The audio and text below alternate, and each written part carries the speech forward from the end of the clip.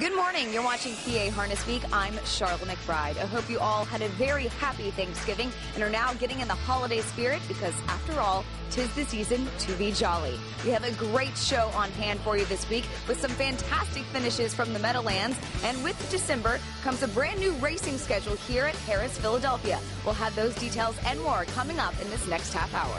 What a night it was at the Meadowlands with Horse of the Year honors on the line. We'll tell you what happened coming up.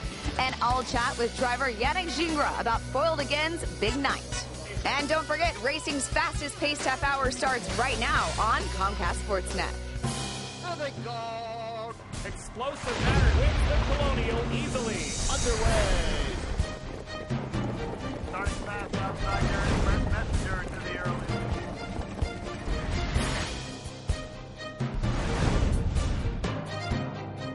55 for the halftime. Just over 3 to go.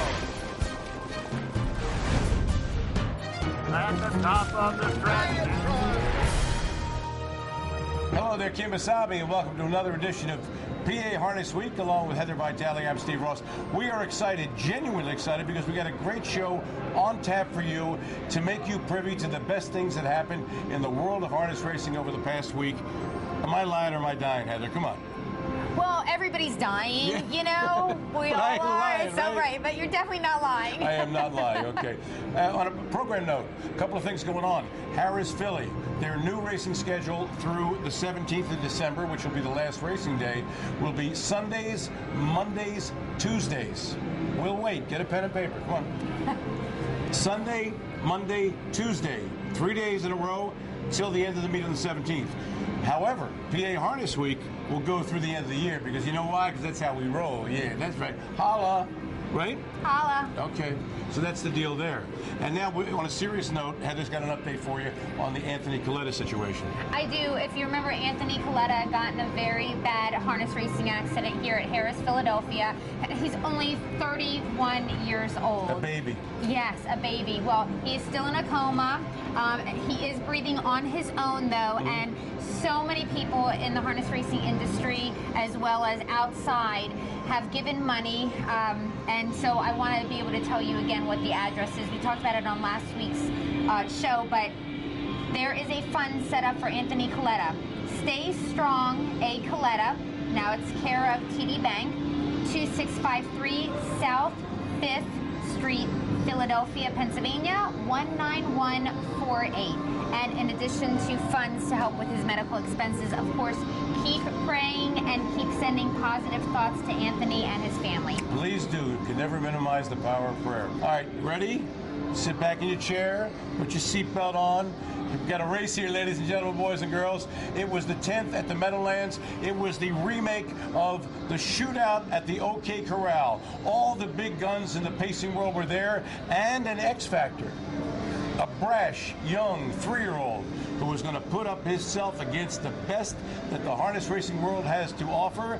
And Heather's got that information for you. Wow, what a setup. I love drama. Love drama.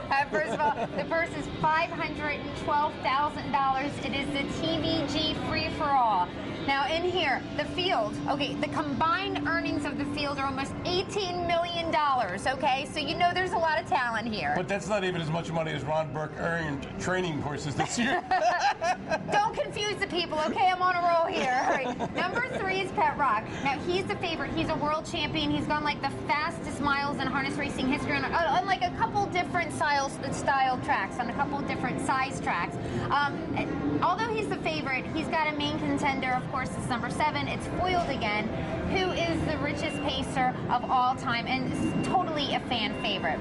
Number 8 is the X Factor you're talking about, Captain Treacherous, the youngest in this field. Now he's 3 years old, and we don't usually see a 3-year-old taking on the older horses. However, Captain Treacherous has really put out some gutsy miles this year, and he wouldn't have entered the race if he didn't think he could win it. Let's see it. Let's see it. And they're off. Golden Receiver leaving as usual, and Boltadouris firing fast from the outside. Foiled Again between horses. Dynamic Youth is right there from the rail. The whip up on Pet Rock. Dynamic Youth broke. Dynamic Dynamic Youth off stride, so Modern Legend fanned out wide there on the opening turn. Captain Treacherous caught wide as well. He's fifth toward the outside. Sweet Lou is now racing in the 7th spot. 8th is Whirl We Needy. Then it's Better's Edge, and Dynamic Youth trails the field as they rip through the opening quarter in 26 seconds flat, and Golden Receiver is on the lead. Boltador in the 2-hole, and here comes Foiled again. Gingras underway with Foiled again from 3rd on the outside, and Golden Receiver still rolling pretty good with a length and a half advantage. Pet Rock is 4th. Captain Treacherous is going to follow him. He's racing in 5th as they near the half-mile marker. Pet Rock takes to the outside, and Captain Treacherous grabs his cover. Modern Legend is 3rd over. He's 6th on the outside. Sweet Lou is 7th, a half and 53-1. Whirl We Needy dives to the inside and some heavy traffic. Then it's Better's Edge losing touch with the field, and Dynamic Youth is far behind. And Foiled again leads the way. Pet Rock working first over, half a length back, and Captain Treacherous, he looms the danger, perfectly positioned 2nd over. Toward the inside is Golden Receiver as they head around the far turn.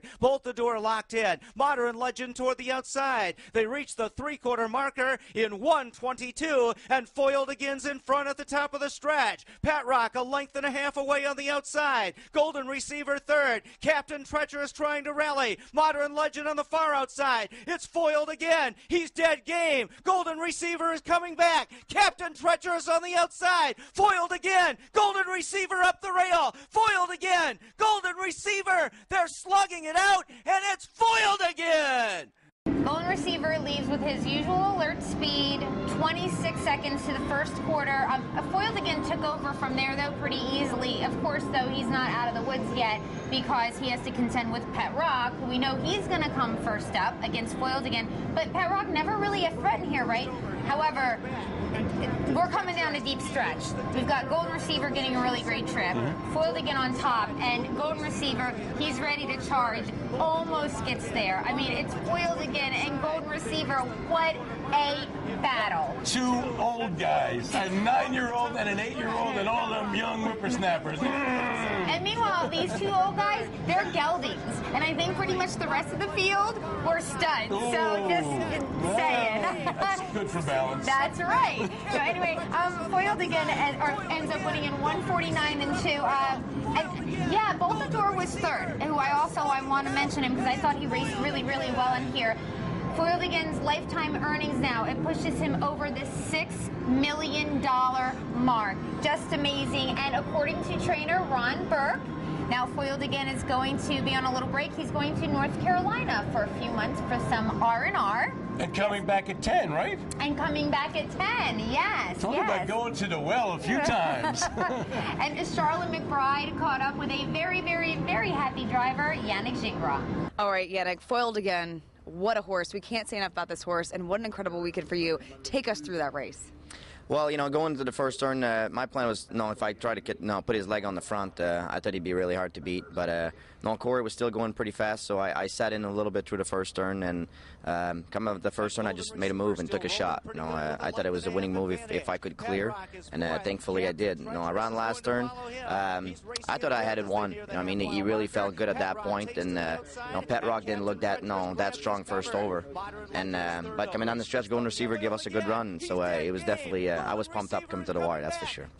Everyone's always talking about Foiled again, but with this win, a lot of people really talking about Foiled again as possibly a Horse of the Year contender. What do you think about that? Well, that'd be great. That'd be great recognition for him. He's definitely against a great filly. Be a Magician wasn't beat all year.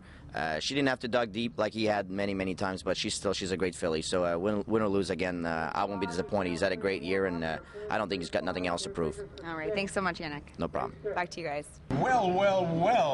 Yannick did seem a little bit excited. I got to tell you something. I made money in the race. Ask me why. Everybody saw on Facebook, I put a Thursday or Friday post. I said, I don't know why, but I think Golden Receiver is going to race a huge mile. And as Jack Kaiser, the legendary harness rider for the Philadelphia Daily News, once said when he would make his graded picks, a horse that was doing nothing, and all of a sudden you pick him on top, the comment would always be, been laying in the weeds. And I said Golden Receiver had been laying in the weeds. I bet 20 across on him. I grabbed 320-something, but if it wasn't for a neck, I'd have made over a G, which would have made me even happier. Okay. If. If my mother had, yeah, but okay. All right. Stick around when we come back. We'll have more Meadowlands races later. Big stuff going on. And racing from here at Harrah's, Philly. Don't go away. A taker for home water race. On the inside, here comes Proud Moment to make it a foursome. Feel the action. Get a taste of victory. Spice things up. And play to win. Get it! Mohegan Sun, off-track wagering. Allentown, Carbondale, East Stroudsburg. Always leave happy.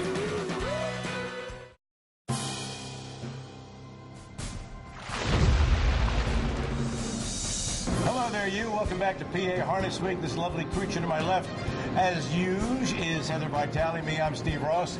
And we're going to be here at Harrah's, Philly to look at race 9 on Sunday. A 25 claimer with 16 dimes on the line. Number 4, Proud Moment, which was also the name of a pretty decent thoroughbred several years ago. With Ron Pierce was 8-5. Number 6, Powerful Charger was 2-1 with Timmy Tetrick. Number 1, Twin B Spike Man, which is probably arguably the worst name I've ever heard for a racehorse. No offense. With Mike Simons was 4-1. And here's the call. And the wheels keep spinning inside and outside, and it's Powerful Charger maintaining a slight lead. Keystone Wild Card, the stride match on the outside, trying to stare him down and wear him down. Then the team of Rise and Shine on the inside, Proud Moment. Now in a clear fifth is Twin B Spike Man, who's really getting it together now.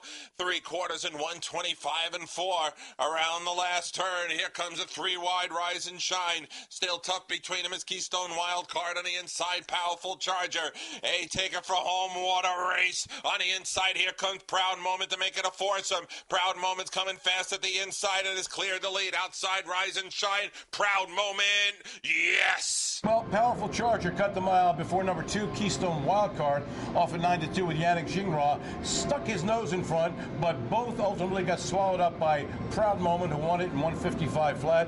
Powerful Charger was second. Keystone Wild Card was third. And the very next race at Harrah's on Sunday, Heather's got that for you. All right, I got me the winners over trotters here. The purse is $30,000. Number 8 is DW New York Yanks. Even money favorite, handicapped with the 8 post, and he's won this class his past 2 times he's raced. Number 7 is Traverse Sealster. Now, he's got obviously the 7 hole because they are thinking a lot of him as well. He's coming off a big win in the winners over division here at Harrah's, Philly, in his most recent start. At 3/4, DW's New York Yanks still calling the shots. Second is Love You But Lead. Now getting something good together is Tax Delight with that big move is coming after the fave. Now sliding out, and he's perfect. 3/4 and 125 and 2. Into Heartbreak Alley. Hanging on for dear life is DW's New York Yank. Tax Delight on the outside trying to wear him down. It's DW's New York Yank hanging on a long head. Outside, Tax Delight is still fighting the fight. It's a Yank and Tack. A Yank and Tack. Neck to neck. Nose to nose. A fight to the finish, and the winner is the Yank. Traverse Sealster goes off right in the start of the race and never even really been able to get into the event. So that allows DW NY Yank, who I call DW New York Yank, so whatever, potato, potato. Okay, he gets to the front easily, never looks back. It's a wire-to-wire win in 153 and 4 for Yannick Gingras and trainer Ron Burke. Tax Delight closing really strong. He has to settle for second, though. A neck back from there is Love Ya But Leave. Yeah, Love Ya But Leave. I like it. Yeah, third. Stick around when we come back. More action from the Meadowlands. Who's going to be in action? Dare I say it? Dare? She Be Stinging is going to be in action. And the Hamiltonian winner, Market Share, will be in your face. So Tetrick is in control with Market Share. Uncle Peter very content with the pocket. Here comes Arch Madness to take his shot right now on the...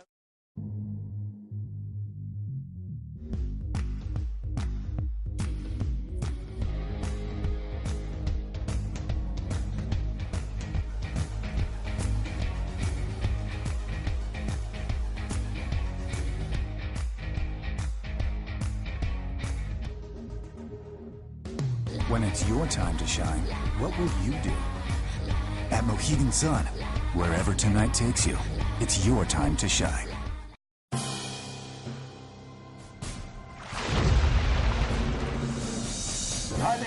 back to PA Harness Week along with Heather Vitale. I'm Steve Ross. Up to the Meadowlands we go once again. Big night on Saturday. Race 3 was the Nadia Lobel, and even though there was a defection with the injury to I Love the Nightlife, we're still left with a couple biggies. She Be Stingin', Charming Hanover. It's all good stuff, right? Yes, it is. Okay, so first of all, big purse. Yes, it's $167,000, and this is for 3-year-old pacing fillies. And that was the first big thing in the news for this race, was the fact that the divisional winner for this year, we think, okay, right now she's leading, is I Love the Nightlife. She injured her knee, so unfortunately she's not in this race. However, She Be Stingin', you know, she's got the 4-hole in here. She ends up, of course, she's going to be the favorite at 4-5. Number 7, Charisma Hanover, has won 5 races in a row. Recently had beaten I Love the Nightlife, and she is just super sharp right now.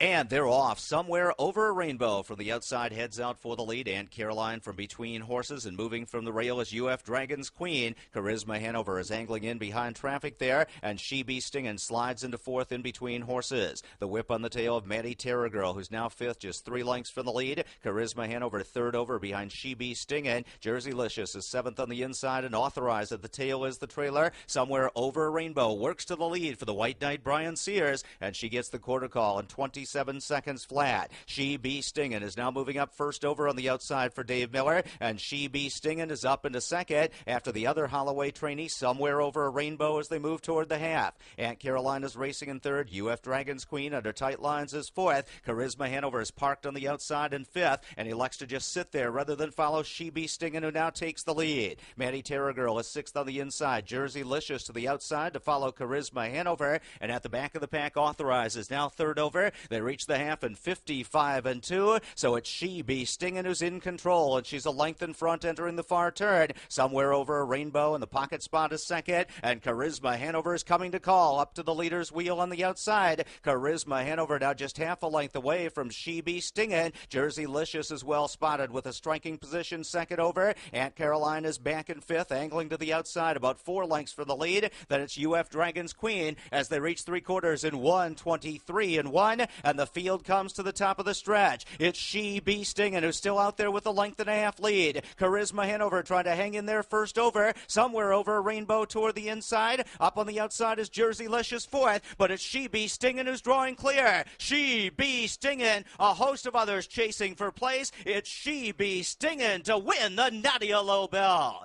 Somewhere Over Rainbow was 1st to the front. By the way, Somewhere Over Rainbow is new to the Joe Holloway stable, which makes her a stablemate of She Be Stingin' now, and She Be Stingin's like BFF, okay? So then She Be Stingin' comes out with David Miller. They end up getting right to the top. Really, nobody threatens from there. She Be Stingin' wins in 150 flat, and super easy at that. UF Dragon's Queen was 2nd. Somewhere Over Rainbow was 3rd, and as I said before, winning drivers David Miller. We caught up with him recently about this great race. I am here with my mustachioed brother, Dave Miller, who took it off for a while, but then again, so did I. Dave had a big night at the Meadowlands on Saturday. He finished first 6 times, although one of his horses got taken down. It must have been a great night for you. Tell us about it, Dave. Yeah, you know, it was a big night of racing, and I had some horses that I thought could get checks, and they actually got there, so it was a great night. Is it special to win a lot of races on a big night? Is it more so special than winning them just on a regular night? Well, I mean, they're special anytime, you know, the finals or, you know, it's a good night to have a good night, you know, when they're all on one night, and, you know, I've been on the other end of it too, where, you know, I've done this so. Tell us about She Be Stingin'. It must be great to sit behind her, huh? Yeah, I like her a lot. I think a lot of her. I know how talented she is, and she had some trouble early in the year with braking, and they finally got her. They got her going the right way. Joe did a great job working with her and getting her to where she's getting handier, and she's got a tremendous kick of speed, and she's a lot of fun. Thank you, David. Big night Saturday at the Meadowlands for Dave Miller. Now for the next heat, this is big. Race 6, the TVG Free For All Trot Final. $500,000 in the line, awfully close to $500,000. Number 7, Market Share with Tim Tetrick, 6-5. Number 6, Mr. Herbie was 7-5 with Brian Sears. Number 3, Wishing Stone, who won last week with Yannick Gingras, went off at 6-1. Let's see what happens. And they're off, and there goes Market Share, who is leaving from the outside. Wishing Stone trying to flash speed between horses. Toward the inside, driving out is Uncle Peter, protecting rail position. So Wishing Stone backs off. He's going to settle into third. Arch Madness fourth on the opening turn. Guccio is racing in fifth. My MVP takes back sixth on the inside, and Mr. Herbie will have to do it from last. He is the early trailer, and Market Share cleared him from the outside post. Uncle Peter is right on his back in second as they hit the opening quarter in 26-2. Wishing Stone is third as they wheel onto the backstretch. Arch Madness is fourth. He's about 3.5 lengths from the front. Waiting for him to go as Guccio is glued to Smedshammer's back toward the outside. My MVP racing in sixth, and Mr. Herbie trying to force the hand of the other rivals. Tips to the outside from the seventh spot, looking to flush out cover as they move toward the half-mile marker. So Tetrick is in control with Market Share. Uncle Peter very content with the pocket. Here comes Arch Madness to take his shot right now on the outside. He's up into third as they reach the half in 55 seconds flat. So Guccio picks up live cover to follow in a striking spot second over. Mr. Herbie is third over. Wishing Stone pinned on the pylon, shuffled back at the rail. My MVP is seventh on the inside, and Market Share leads the way. Arch Madness trying to grind up to him on the outside is just off his wheel, racing in second. Uncle Peter in the pocket spot is third. Guccio with 3.5 lengths to make up. He's fourth on the outside. 3/4 and 1:23-1. They come to the top of the stretch. It's Market Share who leads the way, and Market Share is opening up now to a 2.5 length lead. Uncle Peter full out on the inside. Arch Madness third. Guccio is fourth toward the outside. They're coming to the edge of the tote board. Market Share still there with a 2-length advantage. Uncle Peter, Guccio is coming. Market Share looking for the line. Market Share holds on to win it. Market Share left, set up shop in front, and dared anyone to come get him. But no one could as Market Share wired the field in a sterling 151 flat. Number 2, Uncle Peter was 11-1 with Dave Miller was second. Number 1, Guccio, longest shot on the board, off at 60-1 with Jimmy Takter, got third. And we caught up with Tim Tetrick, winning driver, to find out how he was feeling about the big win with Market Share. To me, I know Market Share was the favorite going into the race, but every time you go into the race as a favorite, there's still got to be horses that you worry about a little bit. Oh, definitely. That's a tough group, those old age trotters, and each and every night one of them might jump up and go a great mile because that's why they're in the top division, because they're good horses. And you know, luckily mine, he had a great day, and he jumped off the gate really well, and I was super happy with his effort. You know, during the season, there was a couple races where I wasn't, you know, like feeling like he was living up to himself, but recently he has been so good. Do you think he's going to be the older trotter of the year now? I think so. He won the Breeders' Crown, he won the TVG Series, so them are two of the biggest races. He won the big race in Canada, so you know, I don't see any reason why he shouldn't be. You know, he started off the year great, and then he had a little rough spot in the middle, and he wasn't terrible. He was still right there every time, getting beat 2 or 3 lengths, but he wasn't in the marquee that I know. And at the end of the season, he showed how good he can be. Congratulations to you, and also to Linda Toscano. I love her as much as you do, right? Great trainer. Awesome. Great person, great trainer. Thank you, Timmy. And guess what? When we come back, the Queen Bee will be in action. Race 10 on the card was Captain Treacherous, who did not win. She's going for race number 17, and that would pretty much cement her Horse of the Year status. Wouldn't you agree? Well, I'm going to tell you what, when it comes to Horse of the Year, a lot of people are touting foiled again now. Really? Yeah, like that's big on social media, so I don't know, this is going to be interesting. What is this? Is a foiled again? It's Good foiled luck again. charm? Stick around, we're coming back at you. Tonight, it's ladies' night.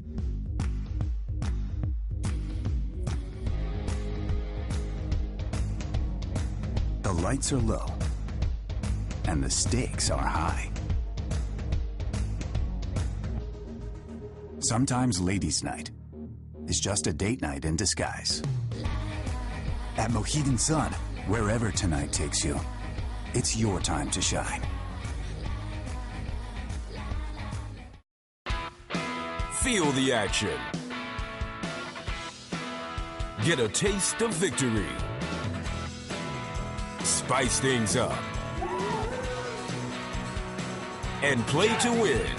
Get it!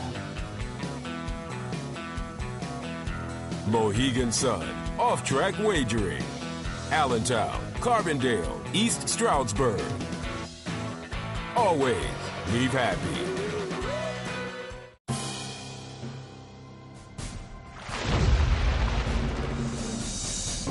back to PA Harness Week. She's Heather, I'm Steve. The Meadowlands, race 11, as promised, the Queen Bee was in action. 16 for 16. She wins so easy. Does Brian Sears ever lift a line on this filly?